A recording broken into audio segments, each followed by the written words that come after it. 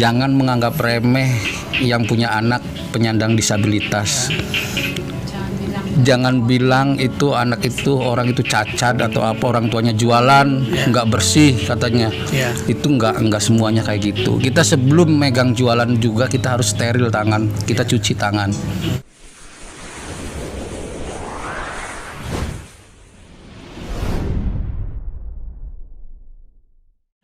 Alhamdulillah, saat ini saya sedang berada di Kabupaten Indramayu. Kembali jumpa dengan Menara Iskandar, dan saya tidak sendirian. Bersama saya ada Kang Ujang. Kang Ujang adalah seorang ayah yang memiliki putra seorang disabilitas. Nah, saat ini saya berada di kediaman beliau. Kami dari Istana Zakat Disabilitas Indonesia sedang silaturahmi berkunjung ke kediaman Kang Ujang. Baru saja kami melakukan kegiatan sosial, dan Kang Ujang ini adalah salah satu koordinator dari Istana Zakat Disabilitas Indonesia untuk Indramayu. Assalamualaikum Kang Ujang. Waalaikumsalam warahmatullahi wabarakatuh, Pak. Alhamdulillah, Kang Ujang, boleh cerita Kang Ujang, putranya seorang disabilitas. Saya dengar ketika putranya lahir juga lahirnya seperti anak-anak pada umumnya, bisa berjalan, tetapi umur berapa, 2 tahun ya tadi? Umur 1 tahun, Pak. 1 tahun. 1 tahun. Nah, itu bagaimana ceritanya Kang Ujang, boleh ceritakan? Assalamualaikum warahmatullahi wabarakatuh. Sebelumnya Ya. saya bercerita tentang anak saya, Ya, silakan. saudara Muhammad Gani Gaisan. Oh, anaknya Muhammad Gani namanya. Gaisan, oke, ya. Nah, dia semenjak umur 1 tahun, dia tuh kan sebelumnya umur 1 tahun udah berobat plek, Pak, ke salah satu rumah sakit. Maksudnya plek di mana, Pak? Paru-paru lah, paru-paru Oke. gitu, plek. Plek. Nah, si ibunya kan kalau si anak kencing tuh sering ngeliatin aja. Ya. Terus dipencet titunya, kadang-kadang si benjolan tuh sering kadang-kadang berubah gitu, Pak. Jalan ke maksudnya dipencet ke sini. Apanya berubah, Pak? Di depan titiknya tuh, Pak. Yang depan yang pucuknya tuh. Kadang-kadang kalau dipencet ke sini pindah ke sini. Jadi semacam kayak kelenjar tuh, Pak. Ya. Jadi kita kan sekalian konsultasi ke dokter spesialis anak, Ya. ke salah satu rumah sakit. Maksudnya gini, kita tanya, Pak, ini anak gimana?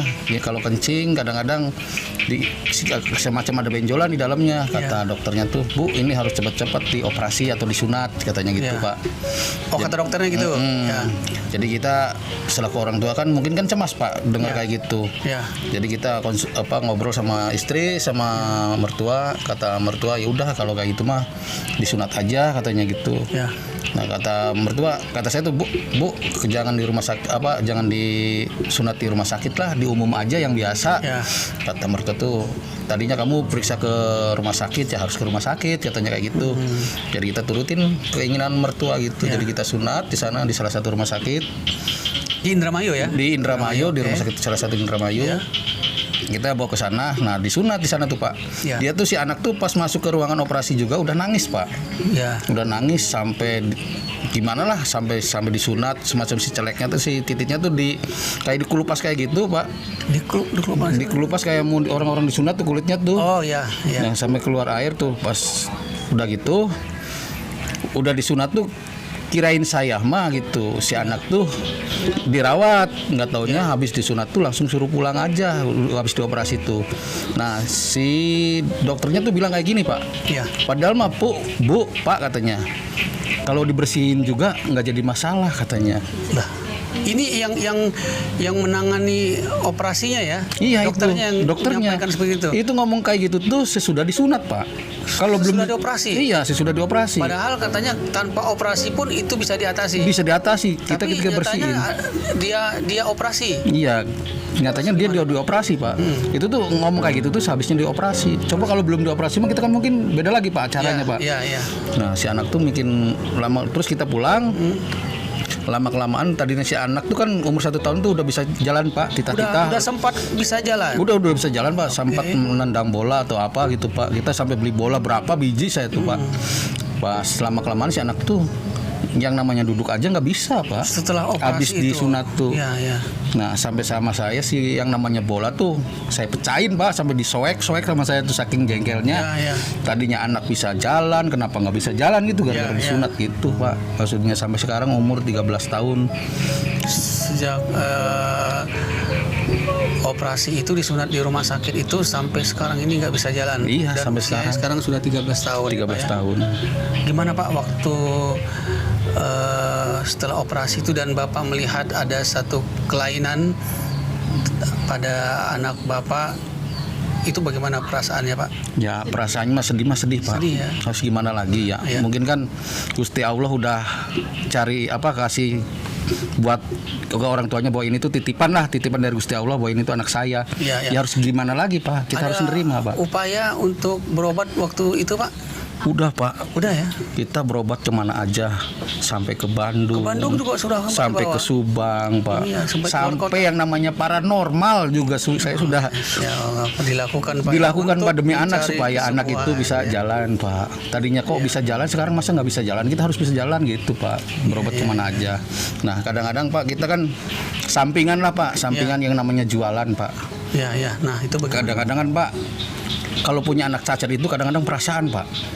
Orang-orang ya kadang-kadang di sekitar lingkungan lah atau di mana kita berjualan. Ya. Dia udah tahu bahwa anak saya itu cacat Pak. Cacat itu maksudnya Pak? Ya nggak, maksudnya cacat itu kan nggak bisa jalan Pak, semacam anak saya itu kan. Kadang-kadang orang ada yang bilang, saya mah jijik belinya. Pokok di sini istilahnya masyarakat di sini bilang cacat Pak ya. Iya, kalau cacat tuh. Padahal cacat tuh salah loh Pak. Iya makanya itu Pak. Masa ciptaan Allah dibilang cacat Pak ya? Iya. Sama dengan menghujat Allah Pak, ciptaan Allah Pak. Tidak ada ciptaan Allah yang cacat Pak. Iya. Ya kan? Pengertian cacat itu kan sesuatu yang boleh dikatakan gagal produk ya. Nah. Dan tidak ada istilah gagal produk dalam penciptaan Allah. Seperti itu. Ya lanjut Pak. Ya kadang-kadang kan orang kan nggak mau beli Pak. Sampai kadang-kadang gitu sampai kita dari modal sampai itu juga nggak sampai balik lah Pak intinya. Kita sampingan sih Pak, kadang-kadang ibunya jualan, kadang-kadang saya Pak. Jadi ketika orang atau masyarakat di sini ini di Indramayu Pak ya. Ketika masyarakat mengetahui ada salah satu anak dari penjual tersebut yang disabilitas, masyarakat tuh nggak mau beli kepada orang itu Pak ya. Ya, Apa tuh Pak ya penyebabnya? takutnya kan jijik Pak. Jijik ya. Iya banyak itu jijik Pak katanya. Takutnya anaknya lagi habis dicewokin katanya. Takutnya tangannya Nggak dicuci. habis megang nyewokin anaknya. Takutnya gitu Pak. Takutnya megang jualan. Dan itu umumnya anggapan masyarakat di sini Ya seperti itu. mungkin Pak, mungkin pikirannya kayak gitu Enggak, makanya. maksudnya apakah itu terjadi berlaku kepada keluarga Bapak atau yang lain juga seperti itu? Ya mungkin kepada orang lain juga sama Sama Pak. aja Mungkin seperti Pak. itu. Sampai kita kadang-kadang sedih Pak ngomong kalau dengar kayak gitu tuh. Ya. Kata saya tuh kalau ketimpa sama dirinya sendiri gimana gitu. Ya. Digituin apa nggak sakit hati gitu Pak. Ya. Cuman kita yang namanya kita selaku orang tua mungkin kita berdoa aja Pak Ya. supaya anak saya yang penting intinya sehat aja. Sehat, alhamdulillah. Masalah jalan atau enggak yang penting kita urusin Pak. Ya. Mungkin itu titipan dari Gusti Allah Pak Betul. untuk ladang amalnya orang tuanya gitu aja Pak. Oh, mantap. Ya. Dan tidak mungkin Allah itu menitipkan amanah kepada orang tua yang tidak mampu untuk Nah iya. menanggungnya ya Pak ya, untuk memikulnya. Baik Pak Ujang, kira-kira untuk masukan Bapak nih kepada mereka-mereka yang menilai atau menganggap seperti yang Pak Ujang sampaikan tadi ini, ada mungkin biar orang mendengar masukan dari Pak Ujang. Apabila ada orang tua yang memiliki anaknya yang penyandang disabilitas diperlakukan seperti itu, mungkin Pak Ujang punya satu komentar Pak. Ya komentarnya yang penting sabar aja gitu Pak. Bukan buat Maksudnya? mereka Pak yang menyaksikan video ini. Oh, buat orang-orang yang menyaksikan Ya. video ini, jangan menganggap remeh yang punya anak penyandang disabilitas. jangan bilang itu anak itu orang itu cacat atau apa, orang tuanya jualan nggak bersih katanya. Ya. Itu nggak semuanya kayak gitu. Kita sebelum megang jualan juga kita harus steril tangan, kita cuci tangan. Gitu aja. Jadi jangan sampai mengkucilkan lah yang namanya orang tuanya penyandang disabilitas kalau jualan. Ya mudah-mudahan gitu dikasih atau diberi apa, intinya orang-orang harus bisa membelilah gitu Pak. Ya. Jangan menganggap remeh gitu, jijik gitu, enggak. Berarti Pak Ujang anaknya yang disabilitas, orang tuanya yang non disabilitas, orang nggak mau beli dagangannya. Nah, bagaimana dengan disabilitas itu sendiri Pak? Dia disabilitas dan dia jualan, itu bagaimana Pak? Ya mungkin orang juga nganggap sesama Pak, mungkin Sama, ya? lebih parah dari kita mungkin Pak. Iya. Ada yang beli atau ada yang enggak, mungkin ada lihat kasihan gitu Pak, mungkin ada yang lihat kasihan ada Pak, ada yang enggak ya cuek bebek ya ada Pak, gitu Pak. Iya. Maksudnya terus kadang-kadang Pak, kita ya selaku orang tua penyandang disabilitas Pak, kadang-kadang ngeluhnya kayak gimana Pak? Iya. Kita minta bantuan ke si A, si B, si C, kasarnya Pak ya. Iya. Bahasanya kan ada wadahnya, dinas sosial kan kayak gitu bilangnya Pak. Ada salah satu yayasan dia nyantunin anak yatim, orang-orang jompo. Kok kenapa orang-orang disabilitas itu nggak disantunin? Ya kan? Ya. Padahal dia juga sama Pak, kayak orang-orang tersebut Pak. Butuh yang disantunin tuh Pak. Baik Pak Ujang. Ini kan beberapa waktu yang lalu Pak Ujang menghubungi Istana Zakat Disabilitas Indonesia, menawarkan Pak Ujang menjadi salah satu koordinator di sini untuk membantu ISDI itu untuk melaksanakan programnya. Kenapa Pak Ujang bersedia nih menghubungi kami dari Istana Zakat Disabilitas Indonesia untuk membantu teman-teman disabilitas di sini Pak Ujang, khususnya ISDI ya? Iya. Jadi gini Pak, Ya. makanya kita menghubungi salah satu yayasan ISDI atau ikatan Istana Zakat, Istana Zakat Disabilitas Indonesia. Ya. Makanya gitu Bukan Pak. ikatan Pak, Istana Iya, Zakat Istana Zakat Disabilitas Indonesia. Iya. Makanya kita ngubungin ke situ Pak. Iya. Kita tuh di sini tuh terus terang aja Pak, untuk orang-orang penyandang disabilitas itu kadang-kadang Tapi udah pernah sebelumnya dengar ISDI, Istana Zakat Disabilitas belum Pak. Indonesia? Belum pernah. Belum Tapi pernah. Bapak menghubungi itu. Cuman saya tuh cuman punya kenalan itu kan almarhum Pak, almarhum Adedi gitu ya. Iya. Nah kita main ke rumahnya, kan Ya. saya tanya apa masih ada nomor HP yang kita hubungi Ya. untuk rekan-rekan kita. Sedangkan sekarang kan Adedi kan udah nggak ada. Ya. Kalau udah nggak ada kan otomatis kan mandek Pak. Iya. Berhenti Ya. kegiatan atau apapun buat orang-orang tersebut itu Pak, orang-orang penyandang disabilitas Pak. Iya. Nah, sama istrinya dikasih nomor Pak ini siapa? Iskandar. Pak Iskandar. Iya. Nah, alhamdulillah kita bisa telepon-telepon sama Pak Iskandar kan ya Pak ya. Iya. Terus kita ngubungi Pak Iskandar, kata Pak Iskandar kalau ada apa-apa ke Pak Daeng. Jadi kita ngubungi Pak Daeng gitu Pak.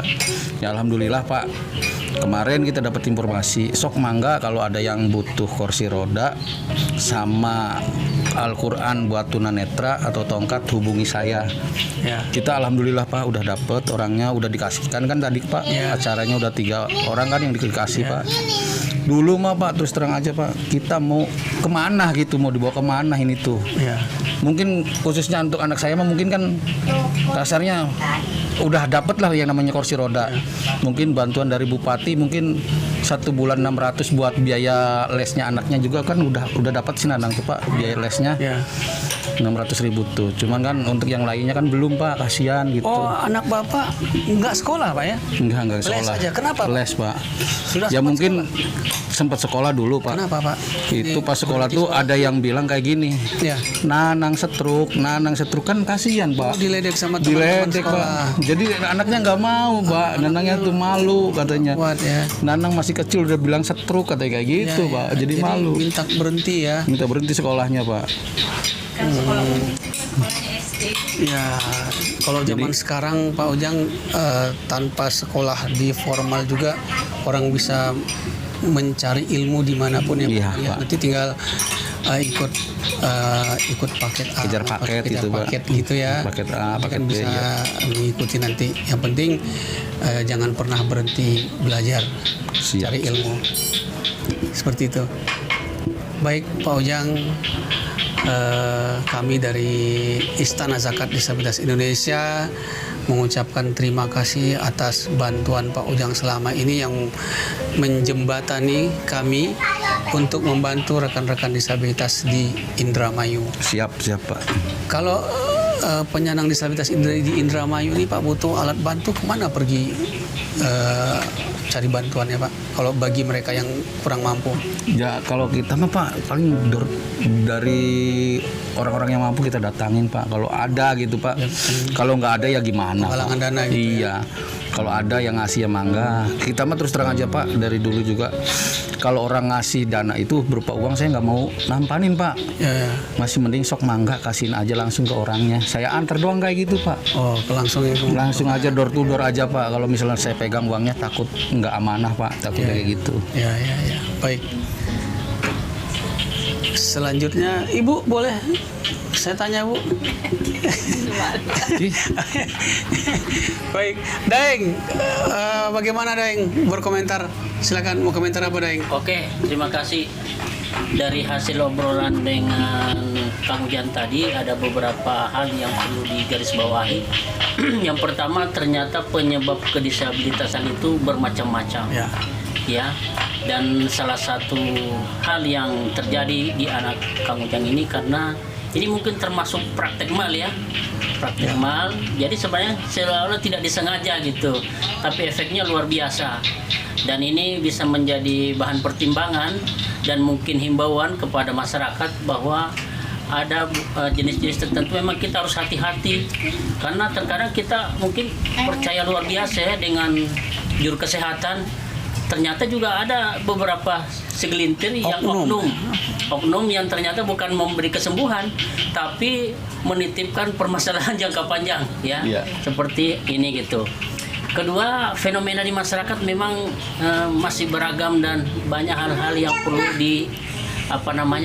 dijelaskan secara mendetail karena mungkin tingkat keilmuan daripada masyarakat itu kan bertingkat-tingkat tentang dunia disabilitas, tentang kalau jualan orang tuanya, kemudian masyarakat tidak mau beli, seolah jijik gitu ya, itu kan hal-hal yang kata saya kembali ke zaman dulu ya. Sekarang kan sudah zaman modern, di mana teknologi sudah masuk sampai ke daerah-daerah. Harusnya dengan kondisi sekarang kita udah tahu bahwa sekarang itu udah beda sama zaman dulu ya, seperti itu teknologinya, dan nggak mungkin istilahnya karena anak disabilitas orang tuanya kemana-mana tangannya kotor, nggak mungkin ya. Itu kecil kemungkinan. Saya rasa pemahaman itu harus segera dihapus meskipun hanya segelintir orang, tapi itu cukup mengganggu dan mereka nggak menyadari bahwa orang tua tersebut sebenarnya juga bukan keinginan dia mempunyai anak disabilitas ya. Dan bukan hanya mengganggu mungkin, tapi merugikan mungkin ya. Merugikan sekali ya. Iya. Dia bukan keinginannya seperti itu, dan secara psikis juga kan seolah-olah orang tuanya juga mendapat imbasan dari anaknya gitu ya. Udah merasa istilahnya secara psikis merasa terpukul, mungkin kalau ini merasa putus asa atau merasa sedih dengan anak begitu. Masyarakat luar menanggapinya seperti itu lagi, jadi kan seolah sudah jatuh ketimpa tangga gitu ya. Ya jadi kan tidak layak lah seperti itu. Bagi orang yang mengerti pendidikan dan belajar agama, saya rasa kurang pas dengan seperti itu ya. Kemudian selanjutnya juga saya sebagai pengurus Istana Zakat Disabilitas Indonesia secara khusus mengucapkan banyak terima kasih kepada Kang Ujang atas kerjasamanya, dan ini apresiasi luar biasa ya Kang Ujang mau menjadi penghubung jembatan ISD dengan teman-teman disabilitas yang ada di Haurgelis, dan semoga kerjasamanya ini bisa terus berlanjut. Demikian. Baik. Sepertinya saya agak betah juga di sini Kang Ujang. Suasana udaranya ini persawahan di sebelah Kang Ujang ya. Sawah semua. Iya ya, sawah. Jadi rumah Kang Ujang ini dikelilingi sawah nih. Sawah. Pantasnya waktu saya jalan ke sini tadi lewat jembatan itu apa tuh? Jembatan apa tuh? Itu jembatan Karangponcol Pak. Karangponcol. Itu jembatannya waktu saya injak tadi kayu ya? Kayu, bener-bener kayu tuh Pak. Kayu. Nah lagi bulan 2 itu kan kebanjiran Pak. Hampir Kebanjiran, aja ya? tuh. Tapi udaranya betul-betul luar biasa enak nih Pak. Alami Pak. Iya, suara kodok. Iya, kalau malam gelap di sini Pak. Ya enggak Pak, udah ada listrik Pak, gelap. Di mana-mana malam gelap Pak. Gelap setan kalau di kamar Pak. Iya. Tapi bagi kami juga Pak, di bawah sinar terik matahari juga gelap Pak. Iya. Iya. Iya. Lupa Pak. Yang penting hatinya tenang. Iya benar, yang penting hatinya terang Pak. Baik, Pak Ujang, kami juga selaku penyandang disabilitas juga, kami pengurus dari Istana Zakat Disabilitas Indonesia, penyandang disabilitas juga Pak. Kita pendiri-pendirinya para tunanetra Pak, beberapa tunanetra, dan kami mendirikan lembaga ini juga salah satu wujud rasa syukur kami Pak, sehingga kami mendirikan lembaga ini untuk membantu teman-teman disabilitas yang membutuh bantuan, sehingga kami berjuang untuk bisa menjadi solusi buat teman-teman disabilitas. Alhamdulillah sudah 2 tahun Istana Zakat Disabilitas Indonesia berdiri, lebih dari 300 alat bantu yang kami sudah salurkan Pak Ujang. Amin. Dari berbagai kebutuhan alat bantu disabilitas seperti kursi roda, kaki palsu, alat bantu dengar, kemudian tongkat tunadaksa tuh banyak banget Pak Ujang ya. Macam-macam, saya juga nggak hafal nama-namanya. Kalau tongkat tunanetra kan cuma satu jenis Pak. Iya. Kalau tongkat tunadaksa tuh banyak. Dan bantu doanya juga, mudah-mudahan ISDI ini bisa berkembang maju sehingga kita bisa lebih banyak membantu teman-teman disabilitas yang membutuhkan. Amin. Baik Pak Ujang, saya ucapkan terima kasih atas kerjasamanya selama ini, dan Istana Zakat Disabilitas Indonesia selalu terbuka untuk siapapun yang mau menjadikan lembaga ini menjadi salah satu solusi buat mereka. Mudah-mudahan kami pengurus-pengurusnya bisa istiqomah dan menjadikan lembaga ini menjadi lembaga yang amanah, lembaga yang bisa memberikan solusi buat rekan-rekan disabilitas yang lainnya. Baik pemirsa sekalian, demikian bincang-bincang saya dengan Pak Ujang. Mudah-mudahan ini ada manfaatnya, dan nantikan video-video dari Menara Iskandar yang selanjutnya. Kita sama-sama bisa.